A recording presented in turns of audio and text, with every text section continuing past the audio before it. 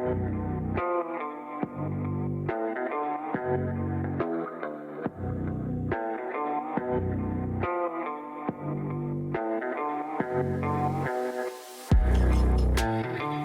Riding Side Saddle, it's Lisa. And Tammy. Ooh, girl! The thunderstorm. I don't know if you Hear all can hear that? that. Yeah, I do. Ooh, my hair on my arms just stood Did they? up. Oh. Hell yeah, it was right when we introduced. It's like crash, boom, bang. Yeah, kind of. How Riding we walk through life. Or how I do anyway. I can't say I disagree with that. Here I come, rolling on in. Right. Riding Like Side a Saddle. thunderstorm. Yeah. Well, it's Lisa. And Tammy. And Yep. here we are. We're back. We are. We are cruising right along in season 6. And I mean cruising. Well, the season seems to be moving fast. I don't know that we are moving all that fast. It though. is. So really quickly, Lisa had this great brainstorm to do a book club on a book that I have really wanted to dive into for quite did. some time. And it has been a really wonderful experience. It has, Lisa. it has been a wonderful love you. experience. And it has also been a really big challenge throughout the course of the first part of the season. So we're reading a book called Women Who Run with the Wolves by Clarissa Pinkola Estes, PhD.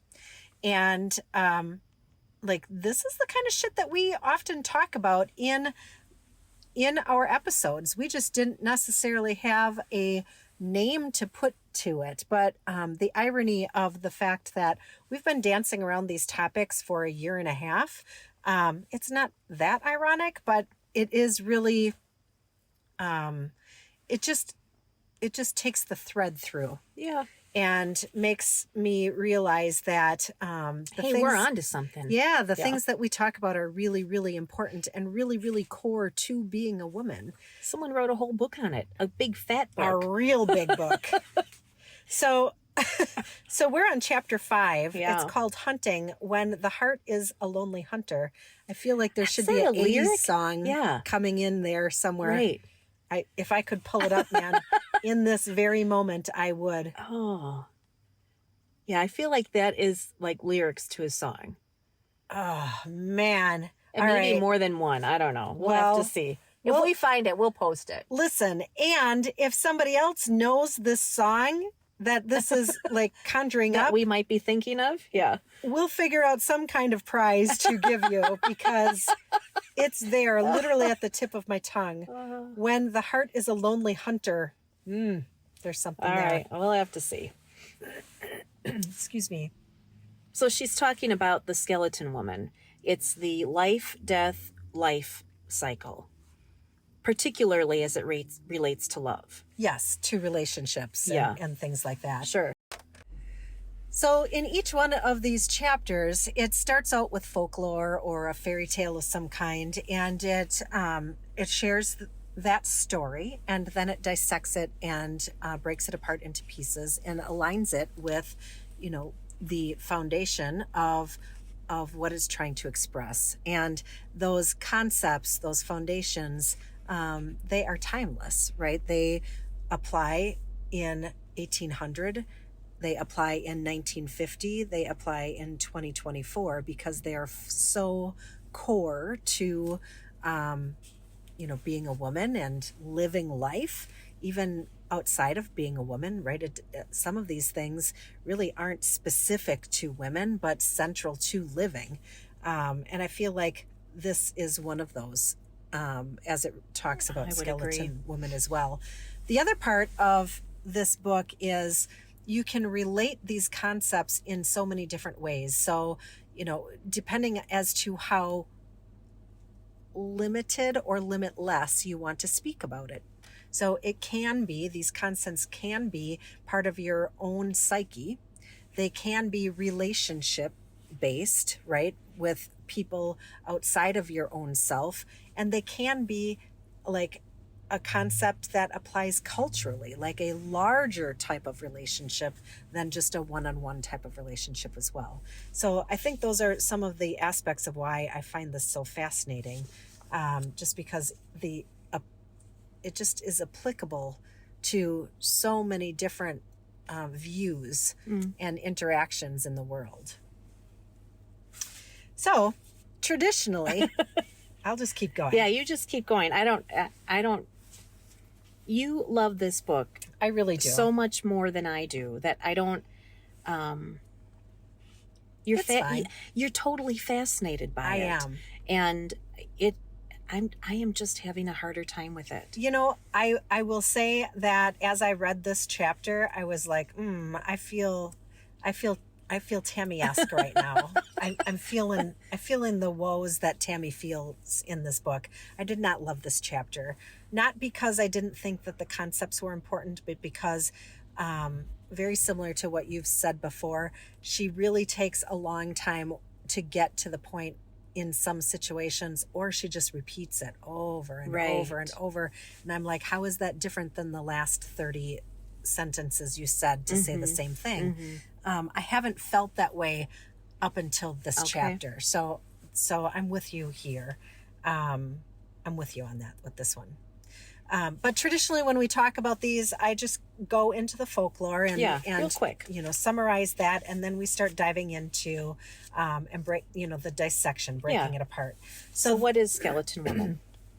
Excuse me. So Skeleton Woman is a folklore, related to a young woman who, when she was young, she did something that her father disapproved of, and they didn't even actually speak about what it was. No that one she knows did what that is to get her father so angry. But he was very angry, to the degree that he dragged her to the cliffs and threw her over into the sea, into the ocean, and she died. Right? Her skeleton was there, turning over and over, apparently in the currents. intact-ish. Yes. Minus all of the flesh. Yes. Yeah. I mean, they go into details about the fish ate her flesh away, plucked her eyes out. Yeah. But her skeleton was still there in that place. So, so that was the end of that. We don't really know how that happened or what happened as a result of that, but she died. And then it moves on to talk about a fisherman coming to that particular location, just to do some fishing.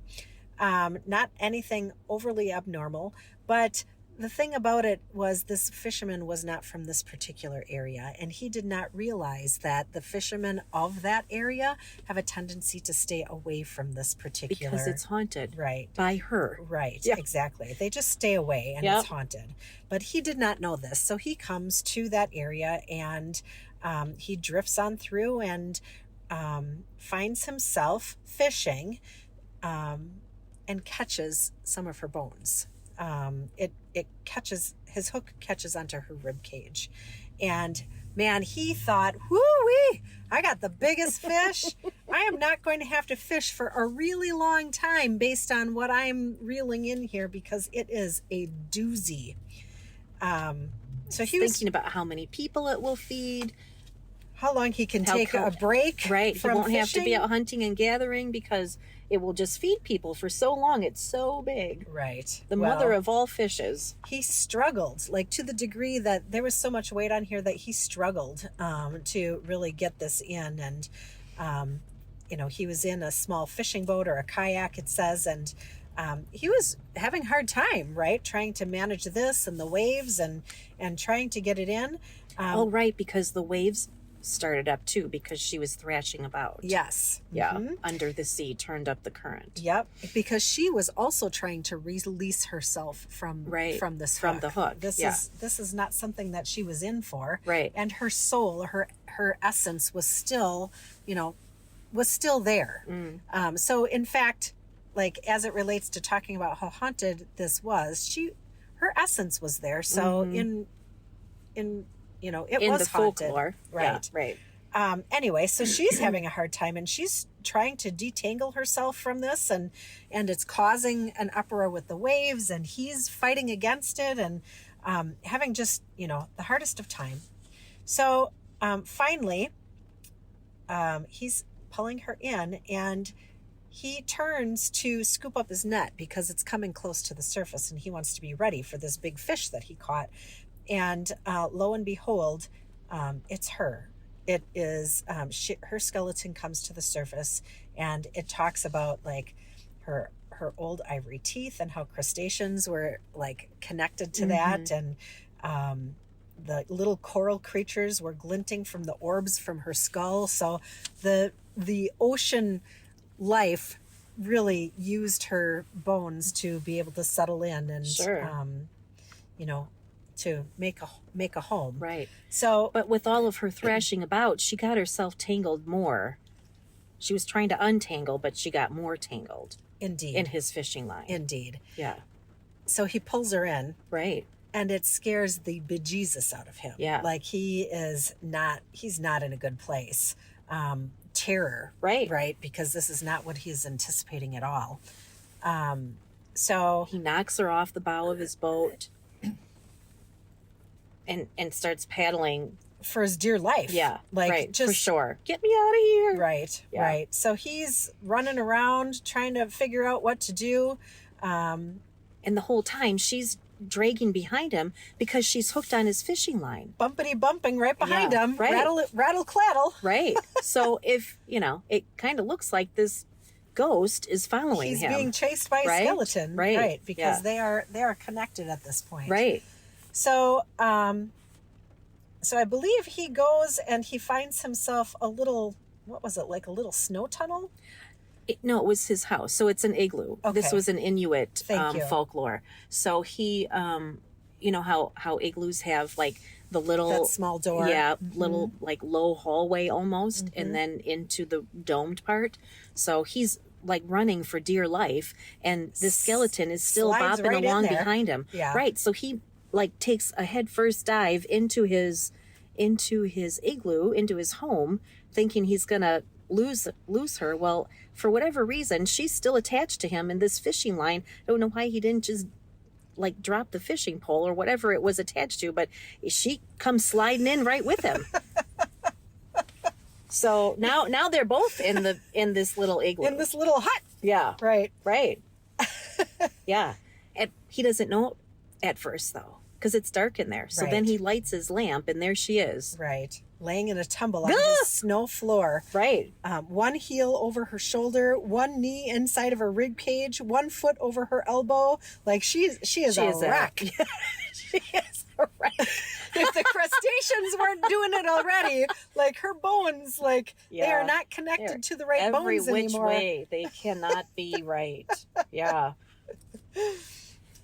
Right. And so he starts singing a song as he untangles her. He does. Yeah. So, but there's a component there where for somehow or some way, like as he gets through his terror and his fear, he starts just to like have an appreciation for her a little bit. Like there's a kindness in his heart after he's gotten through the shuddering and the terror that he looks at her as the soft light is like casting itself across her bones, and he almost has a bit of a kindness that comes across him, and he chooses to start untangling her from the fishing line. And to your point, then he does start to sing. Right. First he untangles her toes and then her ankles, and then he continues to work through the night until he has built her into... Her skeleton is in all the right, like all of her bones are in the right places again. Right. The leg bone is connected to the knee bone, and the knee bone is connected to the hip bone. Thigh bone. All those things are working out just the way they're supposed to. Right. He in fact puts furs on her. Yeah. Out of respect and to keep her warm and things like that. So he shifts a bit in his demeanor towards her. Sure. Then he gets tired. That's a lot of work. Yeah, this continues to go on for a bit, and she, her essence is there and experiencing it, and she doesn't dare say anything. She just like accepts the kindness and accepts the gifts, and she's very quiet about it. And then he's at peace, right? Then he becomes drowsy. Like you said, must have been a long night of Yeah, I can putting only bones imagine. in the right place. Yeah. Having having yourself scared senseless. So he falls asleep. And through his slumber, she's there and she's observing him and watching him. She recognizes at some point that a tear releases from his eye.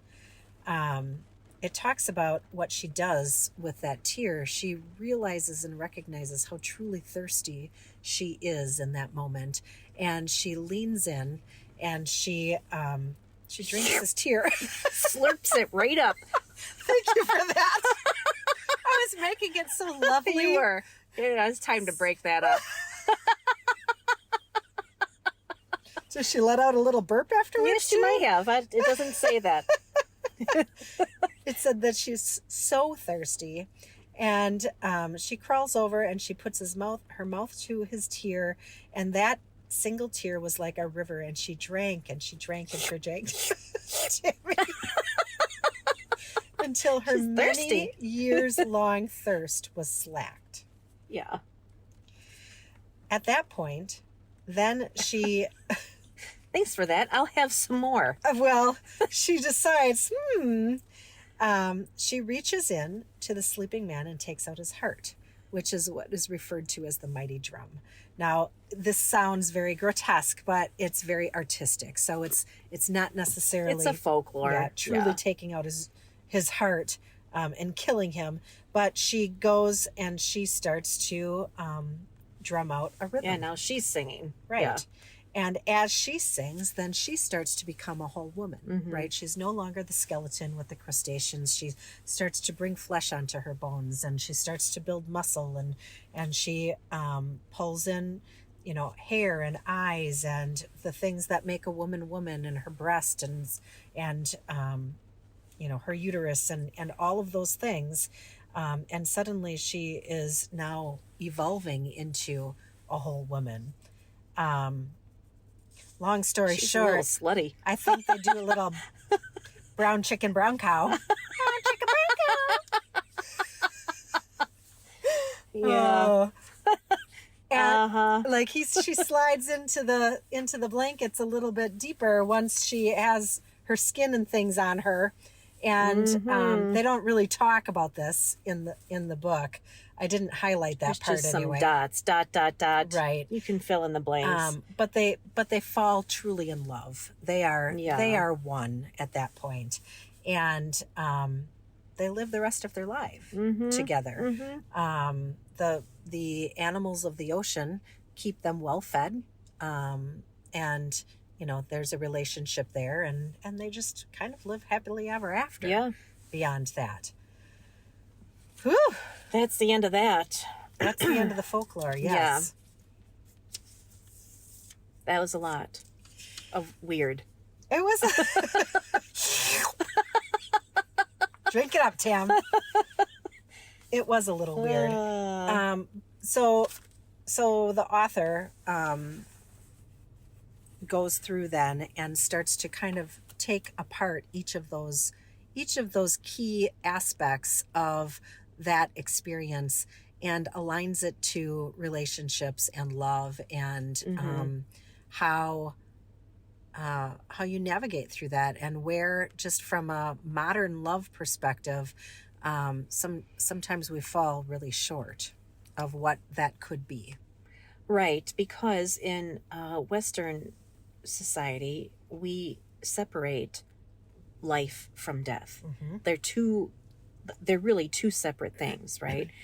But what she's saying is that they really live together. Right. It's life, death, life. Right. So you need to have death, and in our culture we fear it. So it's not something that we embrace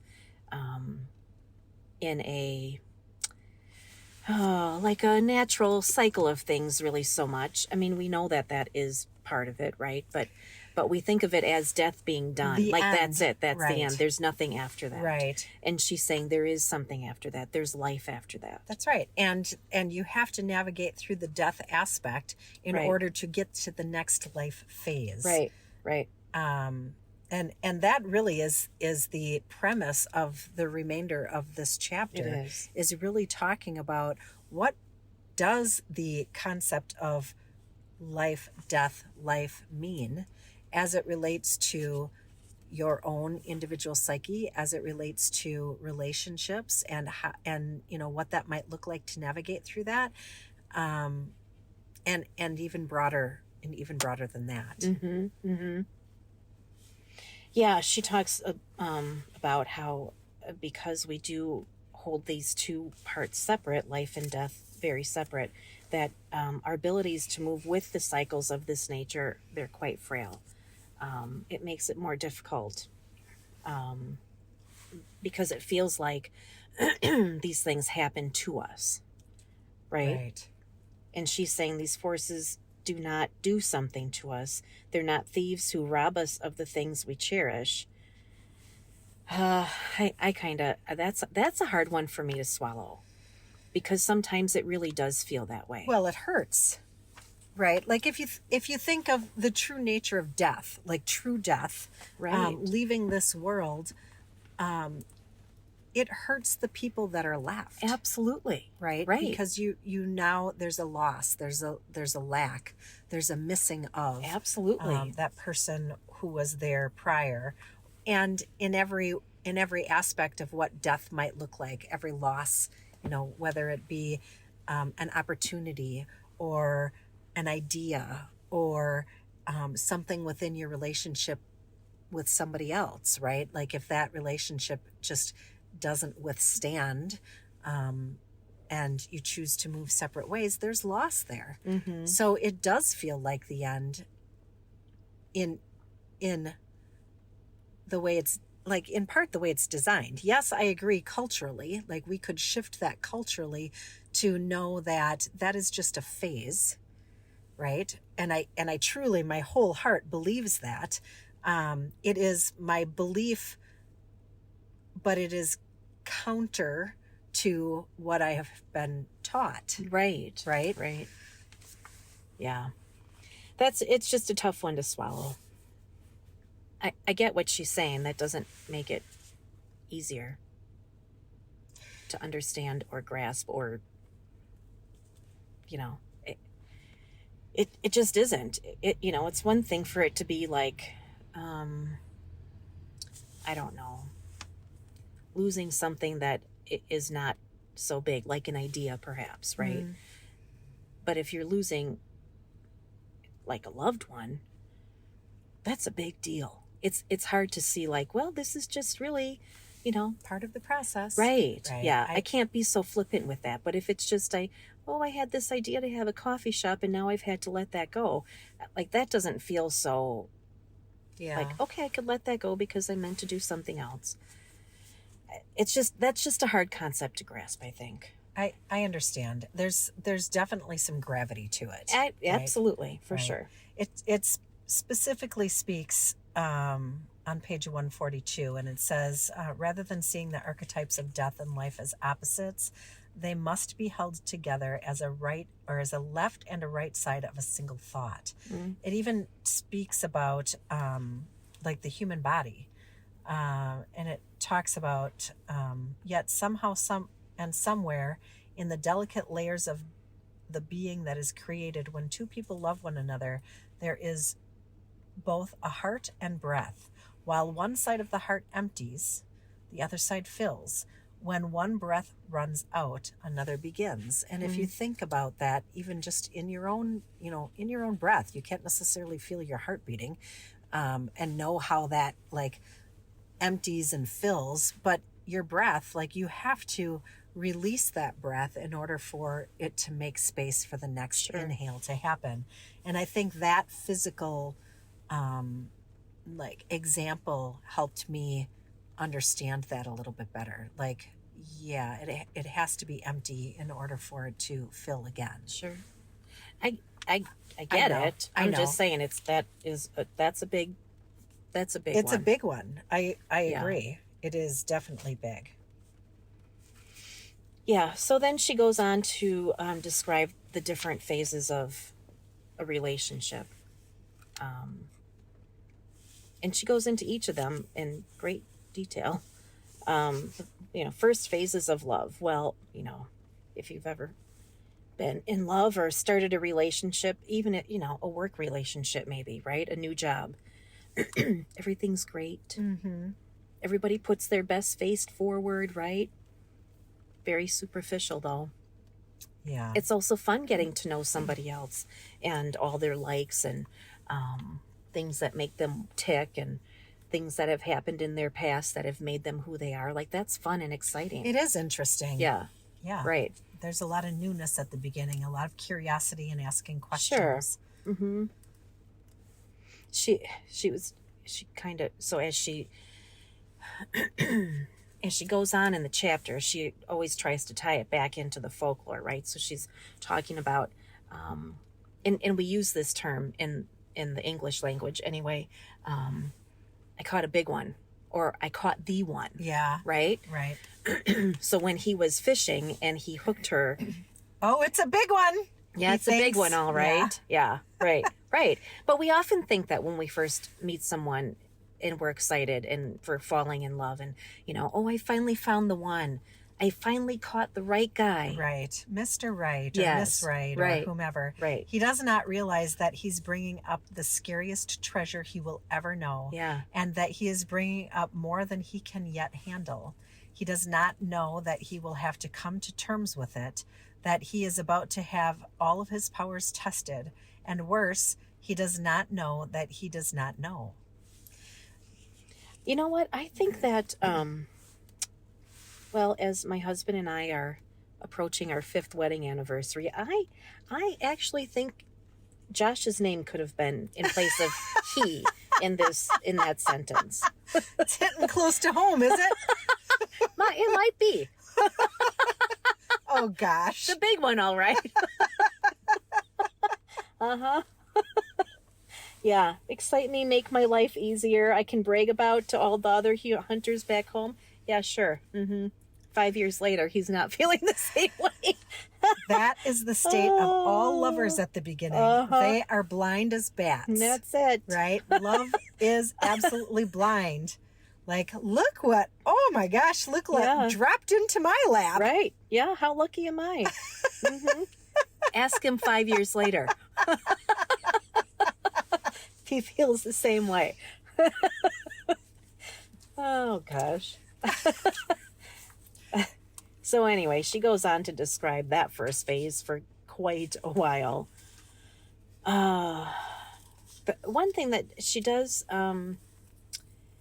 so again, going back to the whole fisherman story, she says that we know that relationships sometimes falter when they move from the anticipatory stage to the stage of facing what is really on the end of one's hook. Mm-hmm. So, oftentimes it I don't know, you have your first argument or something big happens in the other person's life or in your life, and you kind of see what you're made of, right? Yeah. Yeah. Are you going to stick it out? Are you down, or you want to dance, or are you going to walk? Right. Yeah. You start seeing perhaps the reactions versus the responses, things that, Sure.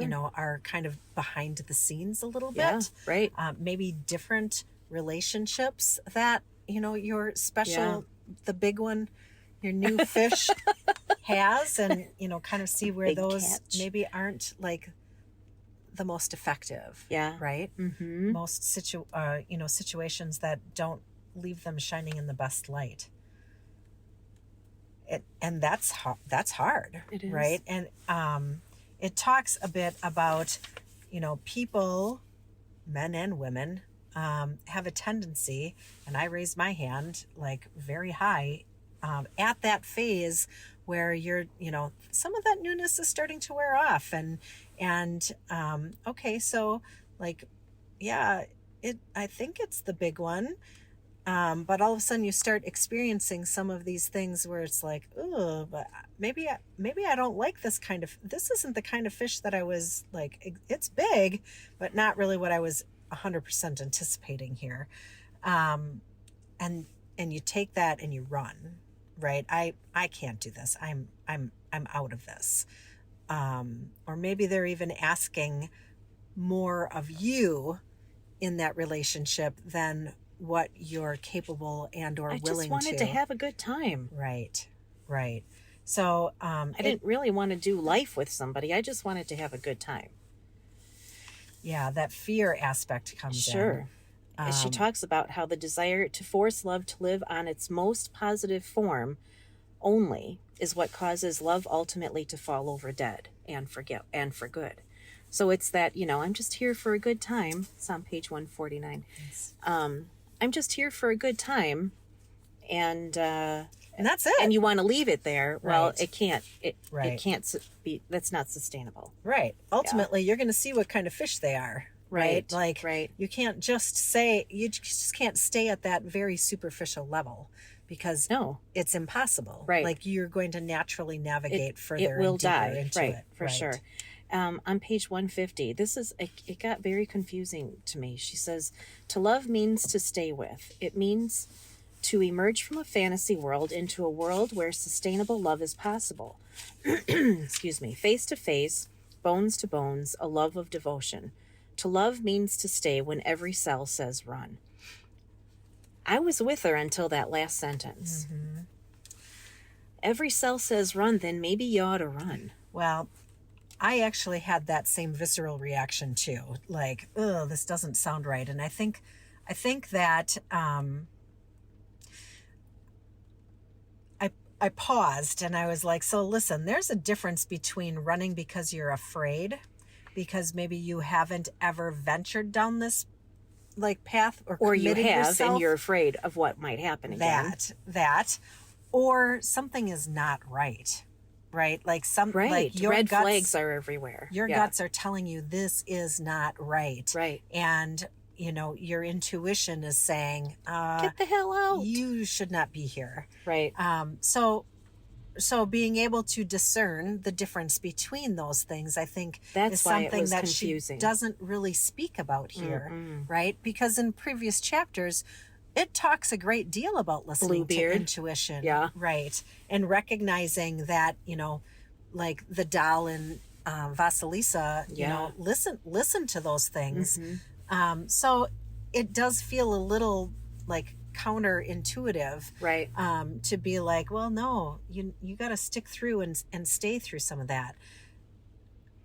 Yeah. I have experienced, I've experienced both when I have run for the sake of running, because I wasn't in for all of that, or I'm not in that phase of my life right now and I don't want to be commit to it. Yeah.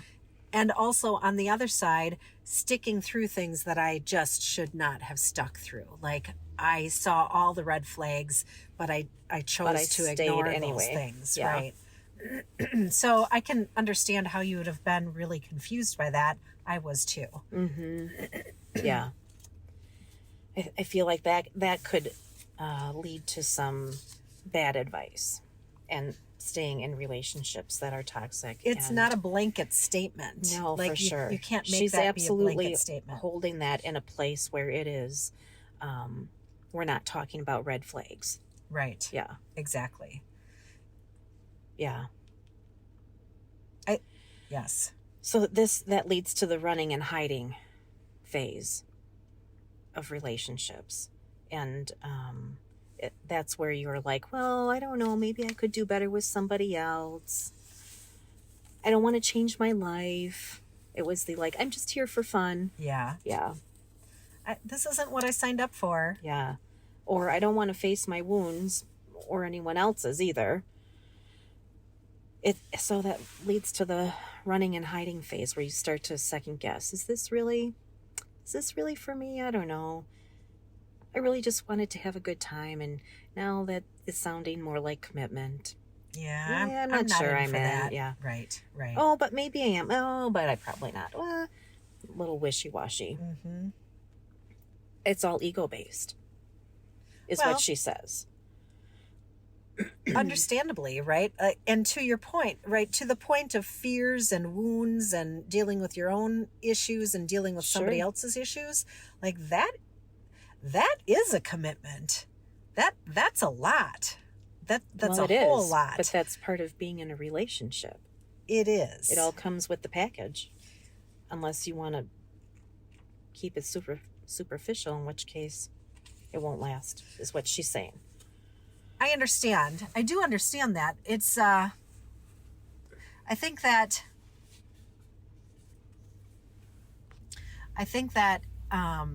you have to be in the right space to make those decisions, as opposed to recognizing up front, I have some, maybe you're coming out of a relationship that, is the death part, right? And Yeah. before you're moving back into life again, and you're still licking your wounds and you're learning some lessons and you're developing within yourself. Like if you're in a situation where you're like, I'm not here for a relationship. And as long as you're being entirely upfront about that, I don't think there's anything wrong with just being like, listen, this is what I can offer.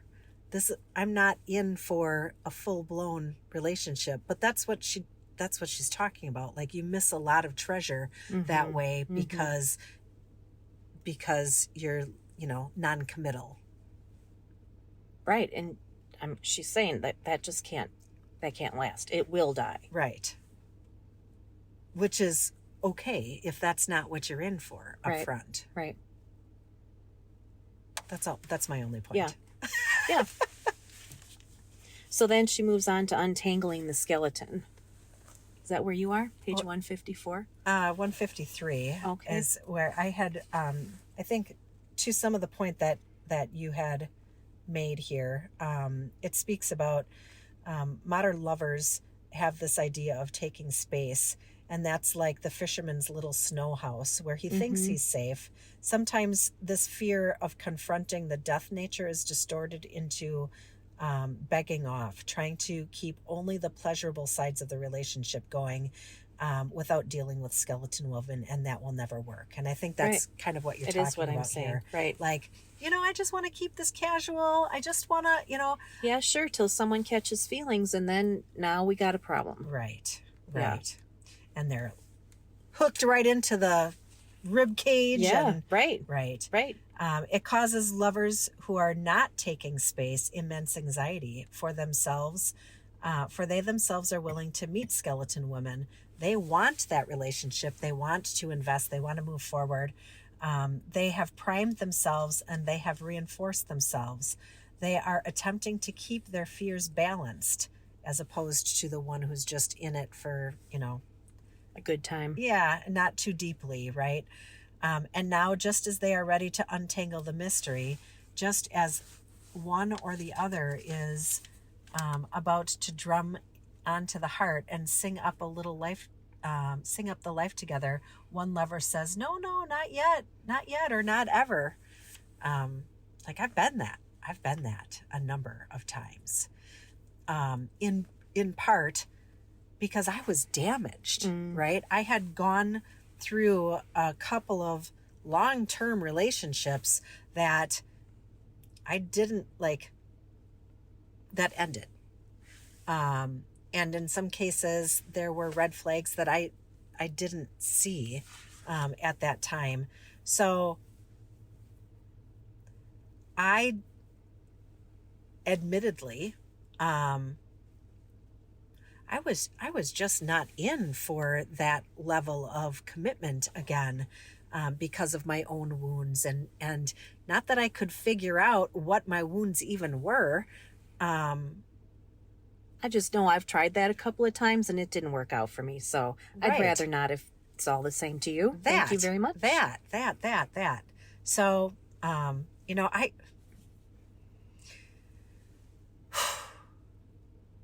it would be really challenging to say every person should go into this with the full expectation that you're just going to come out with it with a diehard relationship. Like, No, that's just not the way it that isn't. is. No, right? No. And the problem is when one person is in and the other person is not, right? Which happens often. It does. Yes. I said when we started this that it was going to be casual, and you agreed you could do that. And now here you are beating on, ripping on my my heart out and beating on it like a drum, singing to me. You Right. forget it. Right. Yeah. Not in. I'm out. I told you I wasn't going to be in, and now I'm really not. So Right. there's the death part. Right. Right. And that's hard. For sure. That's hard for both sides. Again, it's really. great. We can be casual until someone catches feelings, which Right. inevitably happens. Right. And now we've got a problem. So, yeah, then she moves on to untangling the skeleton.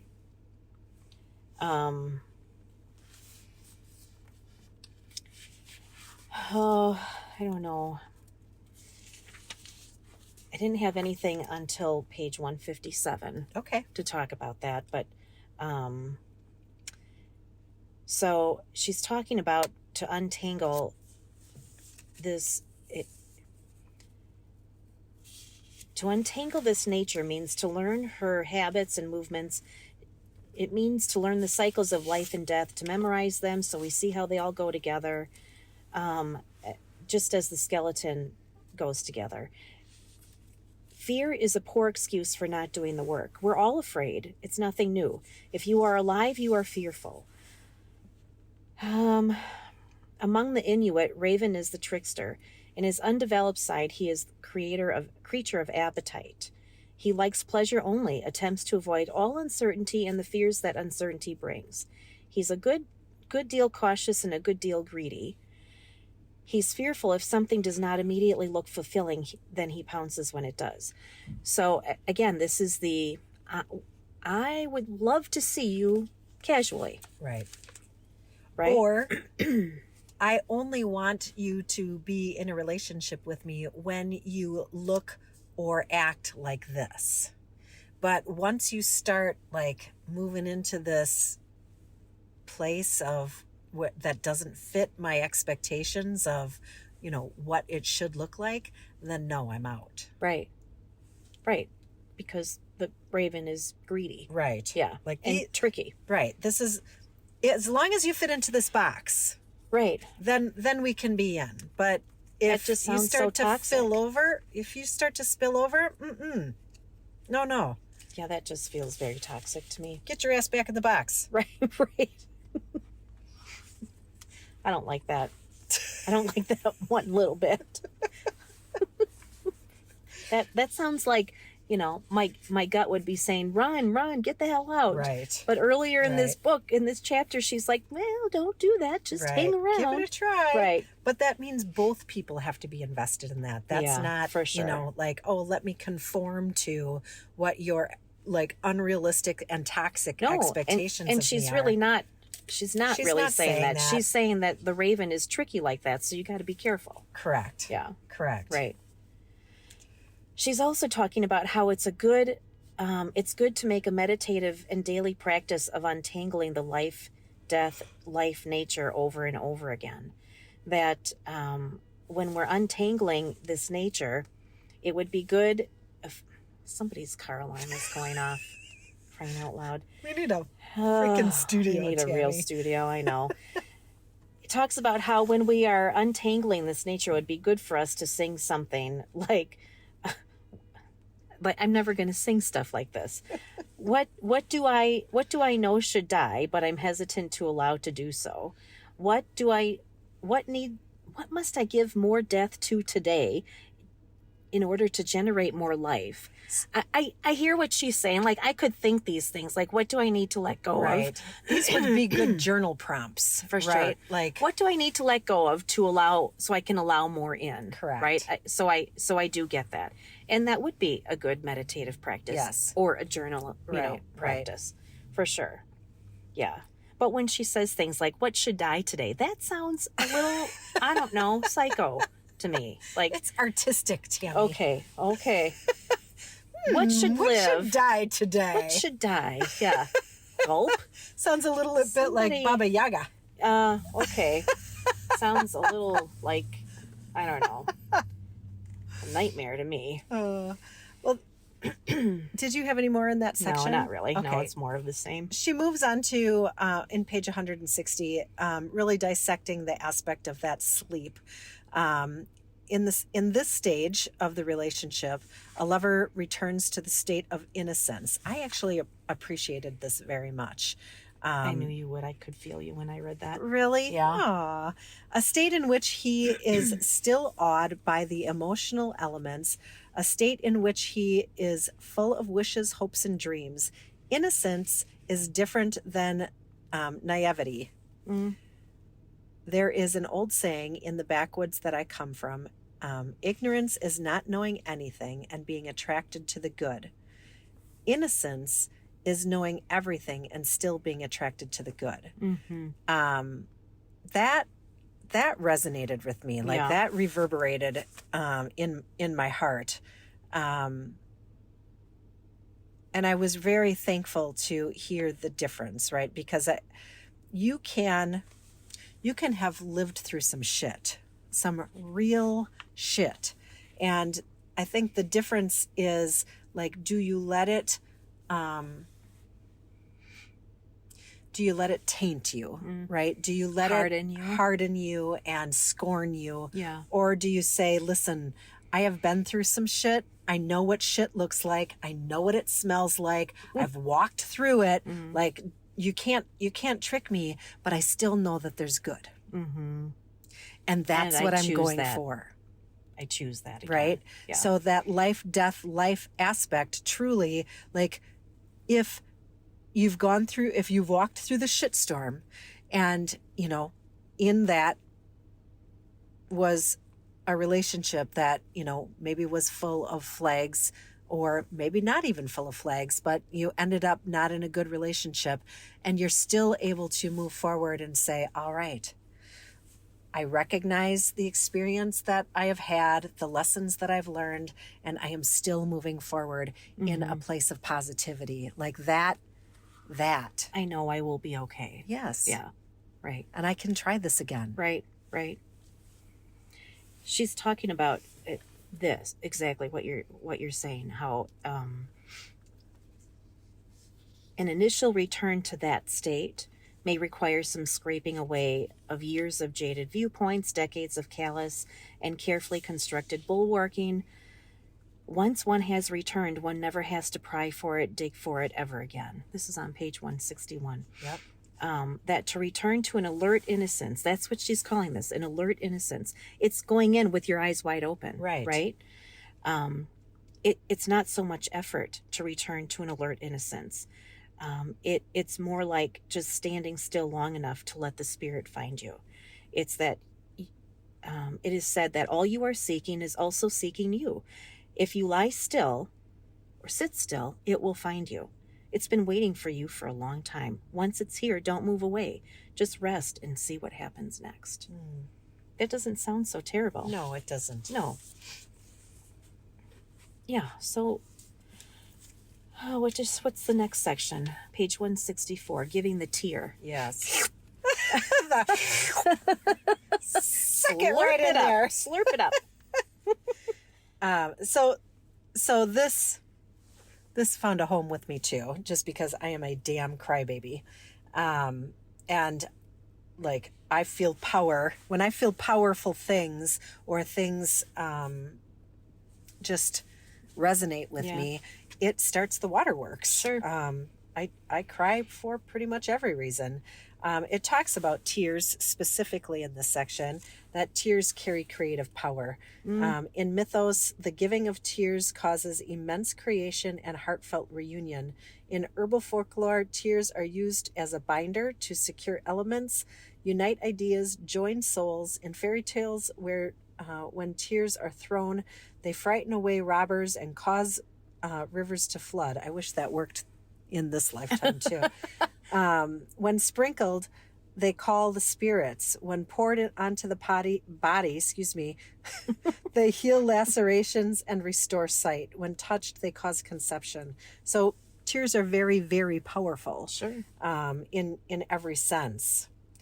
And that continues in this sense of folklore too, because that is the phase where she begins to recognize the union between her and the fisherman, and she is able then to become a full woman. This tier of passion and compassion is most often wept after accidentally finding the treasure, after the fearful chase, after the untangling, which we've talked all about already, for it is the combination of these that causes the exhaustion, the disassembling of defenses, the facing of oneself and stripping down to the bones, the desire for both knowledge and relief. These cause a soul to peer into what the soul truly wants. So essentially what this is talking about in giving of the fear is offering up your most authentic, raw, vulnerable self. And at that point in time in a relationship, right, you are down to like, there is nothing to hide behind as a person. And when you're in that place, that's when the true relationship like starts. Mm-hmm. Right, when you can allow someone to see you that entirely clearly, and you can trust, like, so you allow someone to see you, but you also trust them to see you. Right. Yeah. That they will hold you with regard and love and support in that most vulnerable place. Right. And that is hard. That is hard. It's really hard. From both angles. For sure. Right? To allow it and to make sure that you're being held with compassion. Right. Because that's not the automatic go-to. No. You know, the automatic go-to is kind of like, oh, what the fuck is going on with you? Right? Like, yes, right. I'm trying to be vulnerable here. I'm trying to let you see a part of me, and it might be really ugly. It might be. But now you're being defensive. Right. So now I don't feel safe to show that part of me to you. Right. Right. Up the wall goes. Yeah. Yeah. On both sides. Yeah. Right. Right. It's tricky. Then she moves on to the later phases of love. This is the heart as a drum and singing up, page 168, 169. Then she moves, we've already kind of talked about some of this stuff, so we'll just move along. She then on 171, the dance and body of soul. The dance of body and soul. Yeah. Oh, this is brown chicken, brown cow, isn't it? I think it probably is. I don't think she doesn't go all the way to brown chicken, brown cow, but I think that's where she's going with it. So, well, she does talk about, which is completely in opposition to, frankly, what relationships are, what early relationships are. She talks a lot about holding out that physical aspect until you are like, you've gone through all of these other phases. And holy shit, like that, it would take me a very long time, me personally, I'm not saying this for everyone, but me personally, to be entirely vulnerable in a relationship where someone can see me at my most raw, at my least guarded, maybe helpless, right? Like place, and be like, okay, I was feeling safe enough to show you, and you were feeling compassionate enough to accept it. Now we can have sex. Well, fuck, that might be like, that might be like years later. Wow. That's a long time. I don't even know what to say. I'm not even sure how realistic that is. Would you? That's years later? Really? Wow. It does. You do keep things very close That's a long time, though. To be in a committed relationship with someone how terrible that sounds. and you won't let somebody see you? Or can't let someone see you for years? I think that That's a long time. I'm shifting in my chair right now.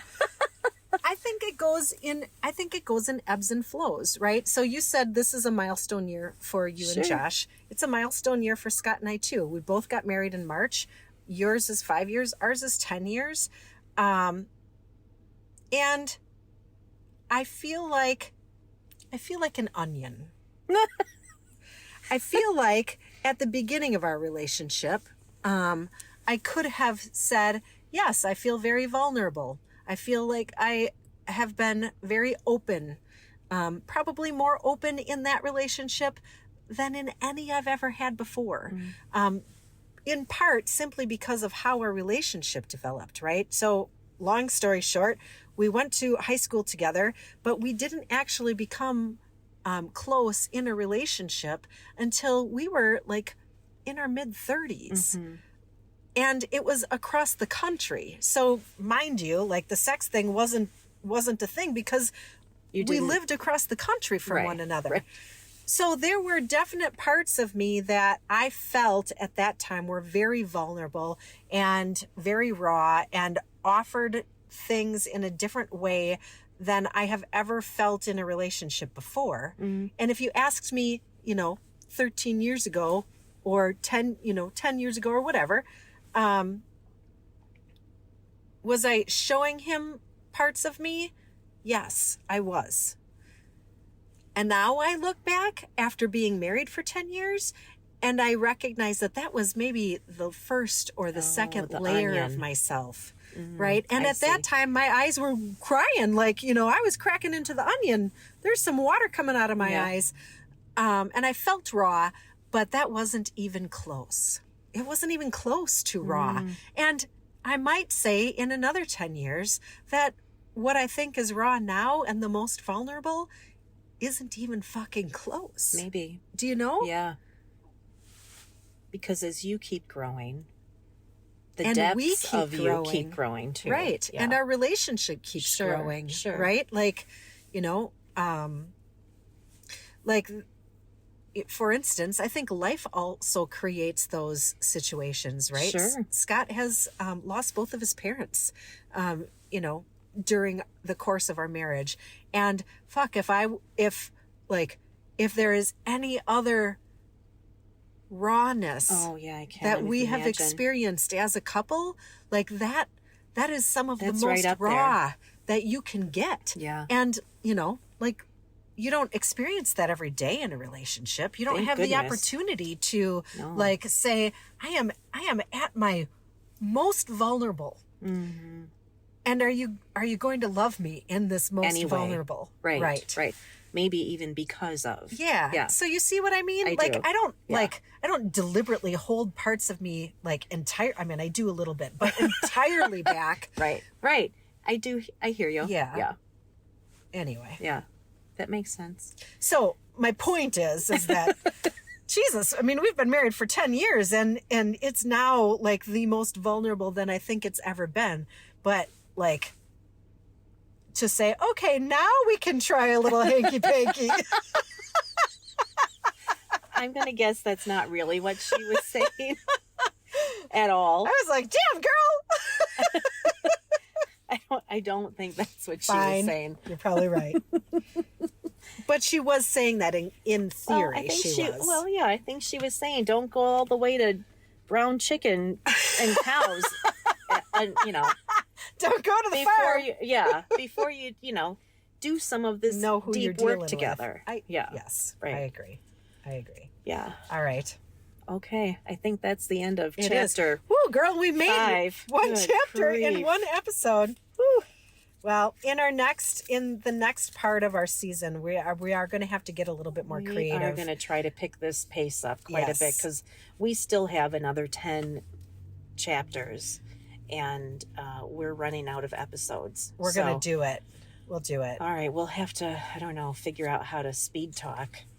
Maybe Todd can fast forward it and we'll sound like Minnie Mouse. Chipmunks? Yeah, chipmunks, yeah. we might have to just shift our context a little bit, but we will, and we'll carry on. And We're going to finish this goddamn book, though. whether we like it or not. Come hell or high water. Yes.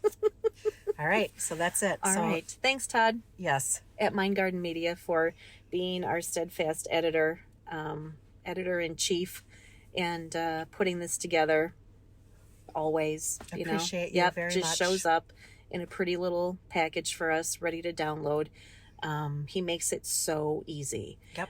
If you're thinking about a podcast, if you have questions about a podcast, if you're doing one and you need someone to help you with it, reach out to Mind Garden Media. They do excellent work. They are super helpful and amazing for sure. So they're on Facebook. Look them up on there. That's probably the easiest way to find them. Yes. Yeah. And our listeners. I am always in awe. We do look at the statistics, where it's happening, how often people are downloading us, and we just continue to be happy, shocked, and surprised, and amazed, and for sure. So thank you for joining us. It keeps us moving. Thank you for sticking along with us. It's a good thing. We love you. Thank you. Thanks for that. So if you are enjoying these podcasts, please do smash all the buttons, share with your friends, tell people about it. The bigger we grow, the more people we can reach. So, absolutely. And it feeds us It's in that fun. way for us to keep going too. So yeah, That's it. that's it. Till next time then. Bye. Toodaloo.